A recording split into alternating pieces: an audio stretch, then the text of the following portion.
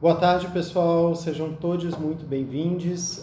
Esse é o módulo 2 da disciplina de Psicopatologia 1 do curso de Psicologia da Universidade Federal de Pelotas. Eu sou o professor Hudson e hoje nesta aula, nós vamos pensar um pouco sobre a abordagem clínica. Abordagem clínica sobre o contexto de psicólogos em processos de avaliação de sinais e sintomas ou processos psicodiagnósticos dentro do contexto da psicopatologia, né? Então, existe um recorte nesse processo. O que nós vamos ver hoje? Nós vamos ver o que é praxis, o que é uma observação clínica, passando por alguns elementos que estão descritos no livro e em outros lugares, como anamnese, avaliação do estado mental, psicodiagnóstico, utilização de instrumentos como testes psicológicos, pensar um pouquinho sobre a clínica expandida, sobre o contexto de SUS e pensar um pouco a interdisciplinariedade do SUS, em particular 3 eixos muito importantes que estruturam o SUS, são os princípios de integralidade, universalidade e equidade. Seguir para discutir um pouco dessa relação com o paciente, eu chamei isso de o encontro com o paciente. Então a gente vai falar sobre um pouco da horizontalidade, a intencionalidade desse encontro, assim como a postura clínica, né? E aí vamos ter que discutir um pouquinho sobre transferência, confiança, confidencialidade. E a gente fecha falando um pouquinho da CID-11. CID-11 é a classificação internacional de doença que cataloga os transtornos mentais, transtornos físicos também, transtornos que nós psicólogos e psicólogas não diagnosticamos, não temos a competência para tal, mas que incluem os transtornos mentais e os transtornos relacionados ao uso de substâncias. Então a gente vai dar uma olhadinha muito breve o que é a CID para poder entender ela melhor, entender a influência dela no campo. Então vamos começar. O que caracterizaria uma avaliação clínica de psicólogas ou psicólogos em contexto de psicopatologia? O primeiro ponto importante é que a avaliação clínica é, no mínimo, um encontro entre 2 subjetividades. Isso quando nós estamos falando sobre uma clínica mais tradicional, né, de psicoterapia de 2 pessoas, né, o clínico e o paciente. Mas ela é um encontro entre subjetividades. Esses encontros eles podem ser em grupo, coletivos, de outras maneiras. E ele é sempre um processo de ajuda. A nossa profissão é circunscrita por princípios éticos de auxiliar pessoas, de gerar assistência a pessoas, de tentar criar caminhos para a melhoria da qualidade de vida ou criar possibilidades junto a essas pessoas para a resolução de problemas. Então, a nossa profissão ela se justifica eticamente também no processo de ajuda, e a entrevista diagnóstica, entrevista clínica, psicodiagnóstico, enfim, todas as modalidades possíveis, dentro de um contexto clínico, elas visam ajuda. A gente nunca faz uma avaliação clínica simplesmente para extrair informação. Se nós fizermos isso, nós estamos objetificando o nosso paciente. E o objetivo nunca é objetificar, mas é o de possibilitar transformações eticamente sustentáveis e possíveis dentro desses contextos e dentro dessas relações. Então, alguns princípios eu quero chamar a atenção para vocês. E aí, esses são bem importantes de vocês guardarem. Primeiro, guardarem não, exercerem. Primeiro, todo processo de avaliação, todo processo clínico, na real, ele é um processo de ensino e aprendizagem. O clínico aprende o paciente aprende o clínico, nós aprendemos sobre o contexto, e aí é um processo de transformação, né? A aprendizagem também é modificação de acordo com o espaço, ao longo do tempo. Ela tem a ver com entender qual é aquela relação, como se portar um diante do outro. Não existe uma regra completamente circunscrita que vai te dizer, diante disso fale isso, diante disso não sei o quê. O paciente tal tem que ser tratado dessa maneira. Vocês têm que se aprender mutuamente e se ensinar mutuamente para que essa relação se desenvolva. E isso é essencial para que o processo de avaliação aconteça e para que o processo de intervenção, enfim, para que os processos clínicos ocorram de uma maneira positiva para ambos. O diagnóstico em psicopatologia ele é sempre circunscrito no tempo e no espaço.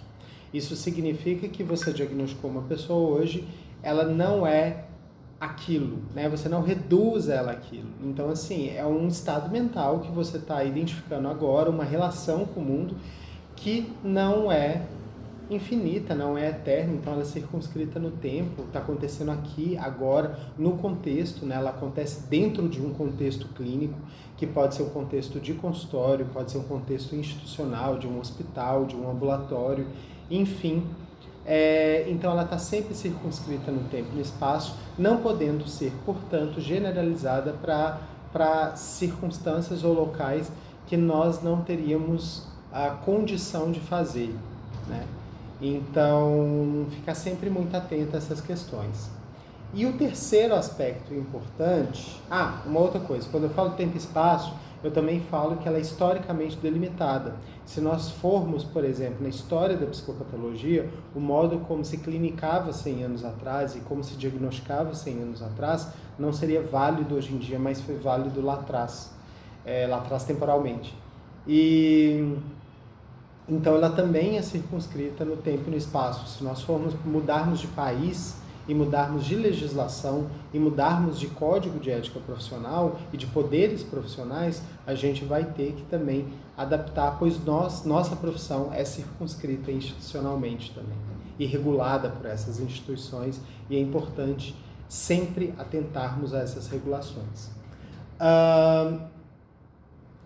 E a terceira coisa é que mesmo quando a gente está simplesmente fazendo um processo de avaliação, nós estamos intervindo, né? Não existe isso de ali coletar informação e sair, não, eu só avaliei. Não, se você está conversando com uma pessoa, se você está perguntando coisas a ela, se existe um contexto clínico se formando ali, isso é, por si, um processo de intervenção que vai interferir na vida daquela pessoa.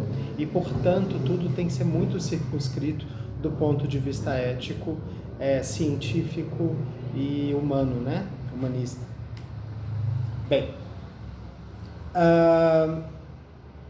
para continuarmos, eu preciso antes de discutir com vocês algo que não está no livro. E é bem importante que a gente discuta isso. É o conceito de praxis. Né? O conceito de praxis para a gente pensar um pouquinho sobre a psicologia clínica. O Paulo Freire, ele define praxis como a unidade dialética entre teoria e prática. O que isso significa? É o seguinte: praxis muitas vezes é mal traduzido como prática. Não é isso, é outra coisa. Eles traduzem pela proximidade, né? A palavra praxis parece com prática e tem a ver com a prática, mas não são sinônimos. É mais ou menos assim, ó. Primeiro, a praxis é uma unidade, então ela é uma coisa só. Composta é um conjunto dinâmico e circular entre dois elementos muito importantes: o modo como eu vejo o mundo e o modo como eu ajo sobre ele. Então, por exemplo, nós da psicologia vamos ter diferentes psicologias e diferentes teorias. Essas diferentes teorias, elas são traduzidas, elas são operacionalizadas em diferentes práticas. Então, por exemplo, se eu sou um psicólogo de orientação fenomenológica, eu vou explicar o mundo a partir de uma determinada matriz de pensamento, uma teoria que é legítima dentro do contexto da atuação do psicólogo e da produção teórica de psicólogos e psicólogas. Então, a minha teoria faz com que eu interprete o mundo, e aí quando eu estou ali na minha prática profissional, eu vou colocar em prática aquilo que a teoria me ajuda a pensar sobre o mundo, né? Então, tem técnicas, tem práticas, tem posturas clínicas, etc. e tal, que tem a ver com essa teoria. E aí eu coloco aquilo em prática. Quando eu coloco aquilo em prática, isso produz um efeito sobre o mundo. Esse efeito sobre o mundo, que é um efeito sobre o meu paciente, efeito sobre a clínica onde eu trabalho, etc. e tal, começa a me trazer insumos, informações, dados, que aí eu paro para pensar: essa minha teoria está me ajudando ou está atrapalhando? Eu consigo chegar aos objetivos? E aí eu começo a ponderar. E aí eu vou ajustando o modo como eu penso, tendo como parâmetros os dados da realidade e as da teoria, e aí eu vou reajustar a minha ação. Então, e essa teoria é atravessada por muitas coisas, não é só a explicação de como o comportamento funciona. Tem questões éticas, tem questões estéticas que estão ali todas emboladas. De novo, quando eu falo sobre ética, eu estou falando sobre escolhas morais, né? O que é positivo para o meu paciente, o que é negativo, como eu devo me importar, como eu não devo. E quando eu estou falando sobre questões teóricas, eu estou tentando entender qual é o meu princípio interpretativo da realidade. Né? Então, o tempo inteiro eu estou fazendo isso. A praxis psicológica é uma ação imbuída de teoria que pode ser reformulada a partir dos dados que eu vou tendo no ambiente. Então, o tempo inteiro eu coloco a teoria a teste e a realidade me informa como pensar de outra maneira sobre algo, ou, se tiver tudo bem, eu vou pensando, olha, o que eu estou fazendo está funcionando, então eu continuo nessa trajetória. Ao longo do tempo, vocês vão ver que tudo muda, porque a gente está circunscrito num ambiente histórico, social e cultural que produz novidades e que transforma as nossas relações. Então, a gente está nesse contextal e, ao mesmo tempo, a gente tem uma teoria que está mobilizando o nosso olhar, mobilizando a nossa escuta, mobilizando a nossa ação em relação às nossas práticas profissionais. As nossas práticas profissionais modificam as nossas teorias. E a gente pode propor isso formalmente, né? A ciência é isso. A gente testa muitas ideias para ver se elas fazem sentido naquelas realidades. Fiz uma simplificação, mas é mais ou menos assim. Então, assim, quando eu falar de praxis, eu estou falando não só da prática pura e simples, eu estou falando também sobre questões teóricas e visões de mundo. E aí, em psicopatologia, isso vai ser muito importante, porque a gente tem diferentes formas de interpretar o fenômeno mental. Por exemplo, se a gente for comparar psicanálise, fenomenologia e psicologia cognitiva, essas três matrizes, a gente vai ver distinções muito evidentes em termos de explicação, teoria, dinâmica mental, postura profissional e por aí vai. Aqui eu vou fazer uma tentativa de discutir alguns temas para você sem enfatizar muito nenhuma delas. Entretanto, eu estou um pouquinho mais para fenomenologia e para psicologia cognitiva nesse momento, por causa da própria estrutura da disciplina, apesar de ter um toquezinho de transferência. Vamos lá. Então, vamos começar o primeiro, assim, a gente já falou um monte de coisa, mas vamos começar a falar sobre a observação clínica em psicopatologia. Primeira questão. Uma psicopatologia ou um transtorno mental, ela é uma síndrome. A gente tem essa definição sindrômica. Isso significa que ela é caracterizada por sinais e sintomas. Sempre guardem isso. Sinal é algo objetivamente observável, ele é diretamente observável. E sintomas, eu preciso que o paciente me relate algo para eu entender o que está acontecendo com ele. Então, é indiretamente observável. Eu preciso do relato subjetivo do paciente. Por exemplo, eu ando muito triste, eu estou muito desanimado, eu sinto ansiedade. Isso não são coisas que eu vejo, são coisas que eu pergunto e isso vai se produzir na clínica como um relato da experiência subjetiva. Então, se uma avaliação clínica, se a observação clínica dentro de psicopatologia busca elementos que são diretamente observáveis e indiretamente observáveis, a avaliação ela tem que ter uma trajetória que a torne sensível para aspectos implícitos e explícitos do comportamento. Então, eu preciso de me construir como um psicólogo sensível a esses elementos que não estão explícitos e os que estão, os sinais e os sintomas. Esses elementos, os implícitos, eles são produzidos em contexto de clínica. Eles não vêm de graça, eles não estão ali como garantia. né? Eu preciso de ter um processo de interação clínica no qual eu produza indicadores confiáveis de que aquilo enfim, dos comportamentos que eu tenho como foco. Então, por exemplo, eu vou conversar com o meu paciente, eu vou perguntar coisas, eu vou observar, eu posso criar situações que começam a mostrar se, por exemplo, ele está triste, se a memória... Eu posso pedir, por exemplo, para ele recordar fatos que aconteceram recentemente, que aconteceram muito tempo atrás. Eu tenho muitas estratégias clínicas para conseguir produzir e avaliar a memória dele. Né? Eu posso pedir memória biográfica, memória da rotina, memória enfim, recente, memória da semana passada, do mês passado, e aí eu vou especificando uma série de questões. Eu também posso utilizar instrumentos psicológicos para fazer essa observação clínica. Por exemplo, testes de memória, testes de temperamento, testes de personalidade, uma série de instrumentais que me possibilitam interagir com aquele paciente do modo mais diversificado possível para que eu consiga observar como é que está a memória, a senso-percepção, o humor, a orientação, dentre várias questões relativas ao funcionamento psicológico. Evidentemente, a minha escuta, né, a minha sensibilidade clínica é orientada pela minha escolha epistemológica dentro da psicologia. Alguns elementos desse processo de encontro aí com o paciente, eles são importantes. O primeiro aspecto que eu vou chamar... O livro de vocês está detalhado muita coisa, então eu vou falar sobre isso muito rapidinho.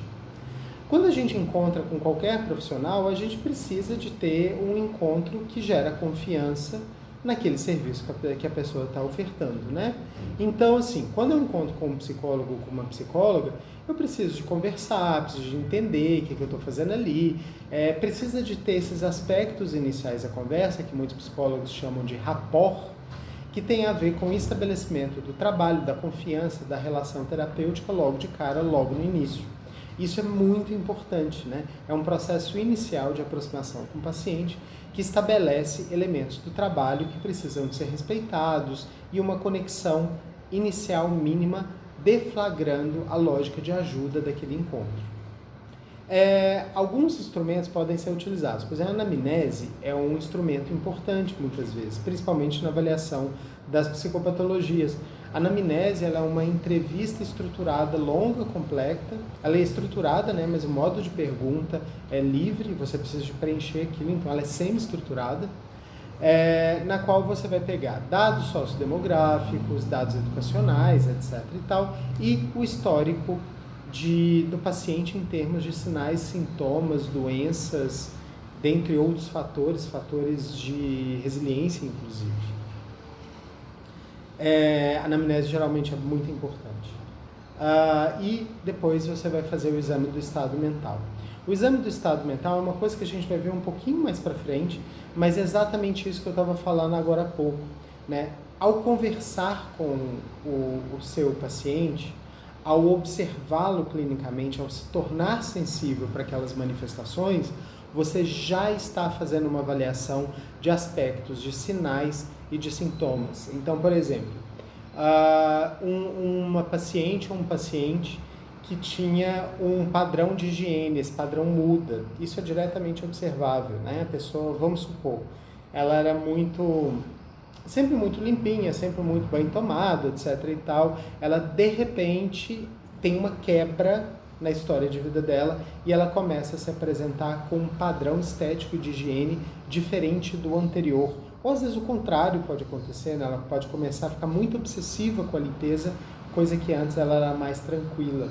Então isso são aspectos diretamente observáveis, né? Os seus sentidos, as suas percepções já te contam o que está acontecendo. É claro que isso precisa de ser confirmado, né? Que houve uma modificação. Você pergunta sobre a história de vida e você vai vendo se a pessoa está com muito lapso de memória, se a organização da linguagem está adequada, se o pensamento está lógico, linear, tem causa e efeito, tem temporalidade, se a pessoa está orientada, ela sabe onde ela está, para onde que ela foi, onde ela estava, o que, que ela está fazendo ali.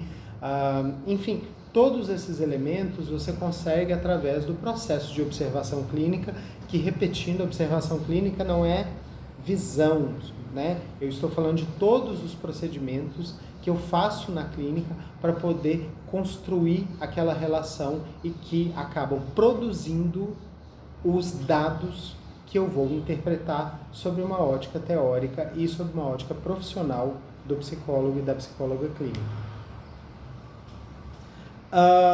Um aspecto que é diferente dos psicólogos em relação a outros profissionais. Nas profissões, a gente tem algumas restrições. Por exemplo, médicos podem medicar, médicos têm acesso ao corpo do paciente, assim como enfermeiros, enfim, enfermeiras. Os psicólogos, eles têm acesso a testes psicológicos, que são técnicas padronizadas de avaliação de construtos psicológicos de conceitos. Esses testes, eles podem ser projetivos, expressivos ou psicométricos, e a utilização deles depende tanto da escolha conceitual do terapeuta, do clínico, assim como do objetivo a ser alcançado, né? E então, assim, muito en passant, os testes projetivos, eles partem de uma hipótese projetiva de que a apresentação de estímulos ambíguos permitem que nós projetemos que ocorra um processo de projeção de conteúdos inconscientes, de conflitos e de relações naqueles estímulos. Isso seria interpretável, né? Evidentemente, se você utiliza técnicas projetivas, você também está fazendo uma escolha mais de interpretação psicodinâmica, né? Que tem uma raiz muito nítida na psicanálise. Os testes expressivos, como por exemplo PMK, né? De completar figuras, ou enfim, palográfico, dentre outros, eles também são testes que visam a revelar estruturas da personalidade, etc. e tal, né? Os testes projetivos também, em tese, conseguem fazer isso, né? Em tese porque precisa de evidências científicas para confirmar isso e elas não são... existem estudos que mostram que esses instrumentos eles são falhos, entretanto, do ponto de vista do contexto clínico, eles podem ter um uso muito interessante. E os testes psicométricos, que normalmente, nem todos, têm uma base empírica mais sólida, uma base dessa ciência tradicional mais sólida, eles são instrumentos mais circunscritos. Então, um teste de temperamento, um teste de memória, um teste de velocidade de raciocínio, teste de leitura. Então, você pode utilizar testes específicos na construção de um psicodiagnóstico. Lembrando que o psicodiagnóstico é algo específico do psicólogo e da psicóloga. E é porque se utiliza testes psicológicos, e testes psicológicos só pode aplicar quem tem o registro profissional, né? Numa analogia, o médico não é aquele que pode receitar remédio? Então, o psicólogo é aquele que pode também aplicar testes. Sem reduzir as profissões, mas só para criar um contraste, para ficar mais nítido esse entendimento. E aqui, o processo psicodiagnóstico ele também não é circunscrito em encontrar um diagnóstico. Transtorno depressivo, esquizofrenia, transtorno bipolar. Ele é um processo de entendimento do funcionamento mental e do funcionamento psicossocial do indivíduo, e ele vai responder às demandas que o construíram. Então, assim, se eu estou num contexto e o paciente chega um pedido para mim, olha, eu tenho esse paciente, eu preciso de aperfeiçoar o diagnóstico diferencial. Não sei se é um transtorno unipolar ou um transtorno bipolar. O psicodiagnóstico vai estar voltado àquela situação. Existem pessoas que buscam o psicodiagnóstico com finalidades de autoconhecimento. Então, o psicodiagnóstico vai estar circunscrito à finalidade do paciente, do contexto, né? Ele também não é anterior, né, do tipo, psicodiagnóstico só serve para isso. Ele serve para uma multiplicidade de possibilidades, lembrando que o psicodiagnóstico, ele é uma modalidade clínica, né? Ele deve ser usado na clínica. Então, assim, na psicologia escolar ele não é adequado, na psicologia do trabalho ele não é adequado, em certas situações ele não vai existir. Ele existe para contexto de clínica e de saúde. E para sempre ele exige num contexto de ajuda, né? O psicodiagnóstico ele tem que ser ponderado pela ética do benefício da pessoa que está fornecendo informações, que está interagindo, né, o paciente. Então é para o benefício dele, dela.